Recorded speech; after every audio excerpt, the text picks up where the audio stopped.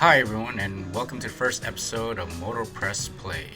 And basically, this is just sharing my personal experience with you guys after I've been riding for about 5 months now. It's no way, shape, or form a training video or what to do, how to ride, or whatnot. I'm not certified doing that stuff. Basically, this is just my personal experience in riding for the past 5 months. And a little bit about myself and background. I'm a late rider, 43 years old, and I started riding late in the game. And I think it's all timing. It's not why or do I regret riding late in life. Like, why didn't I ride earlier? I think it's all timing because I'm more mentally prepared to ride nowadays as compared to when I was in my 20s or 30s. I'd probably crash or whatnot. Worst things could have happened. At this age in my life, I think I'm a little bit more responsible. I'm a little bit more aware. It's like I'm a lot older, so I really have nothing to prove except just enjoy life. And I think it started off as a hobby. Now it's becoming more like a day-to-day commute to work mainly.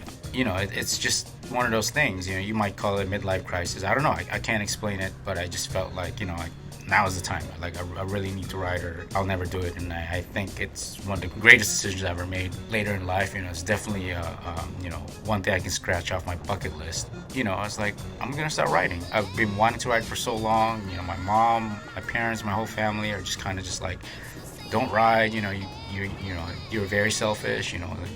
What if something happens to you and whatnot? I know it's a big risk, there's no guarantees whether I'm gonna make it or not, but at least I'm making that choice to do what's right and what I think is good for me, mentally, to just do what I feel like what I want to do. It's like you only have one life to live, so you just gotta live it. And no one can tell you how to live your own life, unless you're married and you have kids, then your priorities are different. But for me, I'm single, I don't have any kids, or I'm not married to anyone, so it's like, who knows, maybe happens later in life, maybe things will change. But for now, I'm just going to enjoy things one day at a time. And one of them is just riding on a daily basis. So far, it's been great. I've been riding for about 15 to 30 minutes and I'm good to go. It's just an adrenaline rush. And, I try to be as safe as I can out there when I'm out there. So that's basically how I started riding.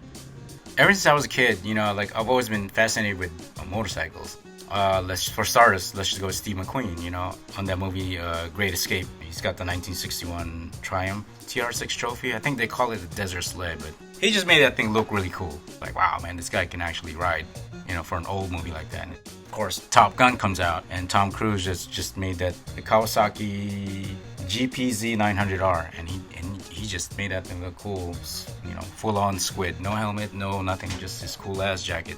The new movie comes out, and 33 years later, he's still squidding on that awesome-looking Ninja H2. And then, there's movies like, what else that got me into it? Like Tron, like those light cycles. It's just amazing, when that first came out, it blew my mind. Prince, Purple Rain, he made it look cool, man. He can dress up like he just got out of the club.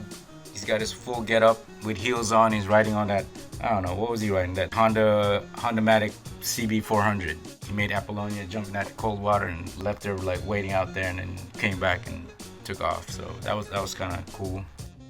And the one movie that really, really, really, when I saw Kira, when Kaneda on that bike, that was just like, I want a bike. There's absolutely no way I'm not getting a bike when I get older. And that was kind of like the whole deal. Like, I need that bike.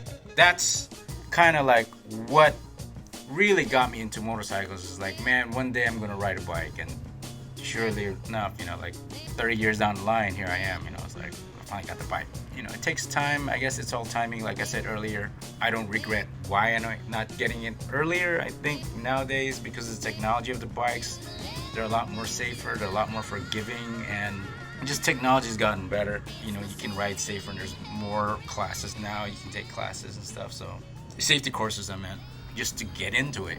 Back then it was just like you buy a bike and you rode it home, you figure it out. And now there's actually classes that actually teach you how to ride these bikes properly and how to be safe. And you just keep taking them. You're not going to learn how to be safe on a bike in 2 days. But it helps that I've been driving for more than 20 years. So I kind of have an experience on what's it like being out on the road. You kind of read road conditions in a car, just be safe, be defensive. But when you're on a bike, it's a different story. You know, like you gotta watch for road hazards. You gotta watch out for wet roads, oil, tar snakes, all that. That can get you in, you know, like low siding or slipping all over the place. You know, so that's what you gotta look for. So we're cruising down Saturday, Griffith Park, and next thing, oh, there's a cop to the left. Say hi.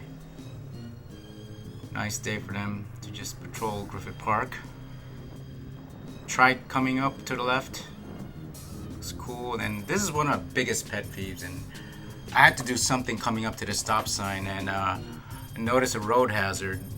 So what I'm gonna do is I'm just gonna pass this thing and then just camp out on the left real quick in this bike lane right here where it's kind of safe. I know I'm not supposed to be doing this stuff, but someone's got to do it.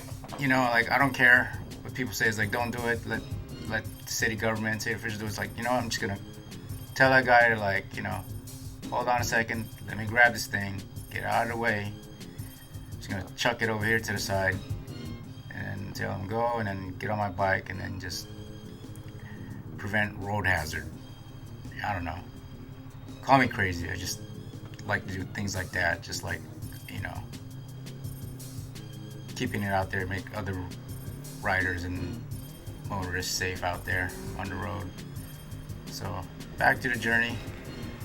Enjoying the Saturday run, Griffith Park, and now we're down in Burbank by like back roads, and just, you know, this is where I practice most of my cornering. You know, it's slow, safe, and, you know, stay within the speed limit. I try to. And, you know, this is how I practice how do I lean. And I do this almost every day. Practicing riding in this back road. This is back streets right here. Instead of being on the main street, it's a one-lane road, so you can't really speed, and you can just check out, like, you know, like what's around you. Things pop up left and right here, so you just gotta be aware. It kind of keeps you more alert being around here, since it's a one lane, so you can tell there's somewhere, so, you know. And this is where, you know, I started to learn how to lane split, you know, like fairly wide, so I kind of just squeeze in there, no problem. You know, at first it's scary, but then you slowly just, you know, don't rush yourself. You eventually learn and just get there. So yeah, so that's the first episode, and I hope you guys like it. You know, leave any comments in the bottom if you have any questions, and let me know what I can improve on, or if there's anything you want to ask. If you're a new rider, especially if you're trying to get a new bike, just let me know, and I'll see you soon. Have fun, guys, and ride safe.